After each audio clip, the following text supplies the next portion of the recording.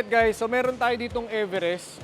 This one is up for hilamos na to. Hihilamusan to ng rad. So may paint services din sila dito, may bodyworks din sila. Pag kailangan nyo, i-message nyo lang yung page nila rad.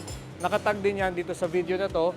So gagawin natin dito guys, papalitan na rin natin to ng ARB OME na suspension lift kit. So ililift natin to ng 2-inch lift. Upgrade na rin natin yung kanyang upper control arm. So ayan, as you can see, may mga tama siya, binilugan nila ng marker para at least makorek nila yung pintura nitong Everest na to. So abangan nyo rin yung ano nito, output pagkatapos namin itong gawin. Since na-miss natin yung ating Project Panda, bibigyan ko kayo ng quick tour. De-demo ko lang yung mga nakakabit dito. So unahin natin dito sa ating en-suite na shower tent. Yan. Ngayon ko na lang ulit nabuksan to. So, for me, sa lahat ng nagamit kong shower tent so far, isa to sa pinakagusto ko. Yan, napakadali niya i-deploy. Ganda rin nito. Papakita ko sa inyo yung loob nito. Siyempre guys, kaya natin to dinidemo, available to sa option 8. So tignan nyo yung loob. May mga pockets. At kung nakatapat to sa pinto ng sasakyan nyo, katulad nito, may access pa rin kayo sa loob ng sasakyan. Yan, tapos pag nagsabit kayo ng towel nyo dito, hindi mababasa kasi may cover. Tapos may mga pockets din dito.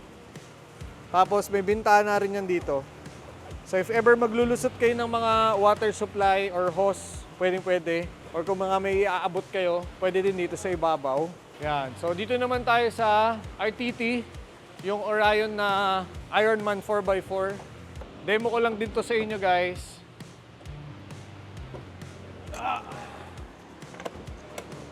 Actually, isa to sa pinakamalaking tent ngayon. Pwede kang tumayo talaga sa loob.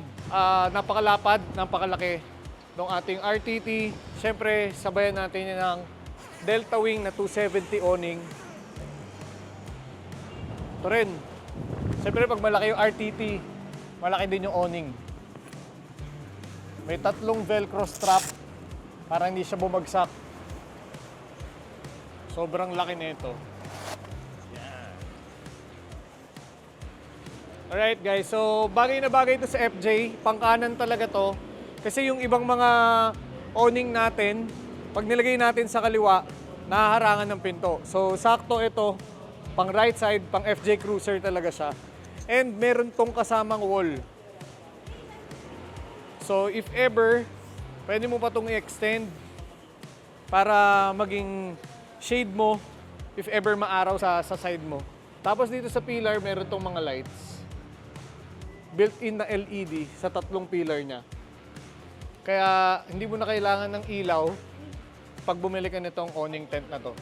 So lahat yan guys, available dito sa option 8 performance. Tuloy mo dito sa may bandang harapan. Papakita ko sa inyo yung bumper natin. So nag-upgrade din tayo dito ng bumper. So what we have right here is Ironman din. Ang ginawa natin dito sa ating Project Panda, straight Ironman. Papalitan na lang natin yung ating snorkel and yung ating UBP. Lahat to Ironman na. So ito naman yung tinatawag na scope. 8.5 inches na auxiliary lights. And meron din tayo ditong winch, 12,000 pounds. Ironman 4x4 na Frontier.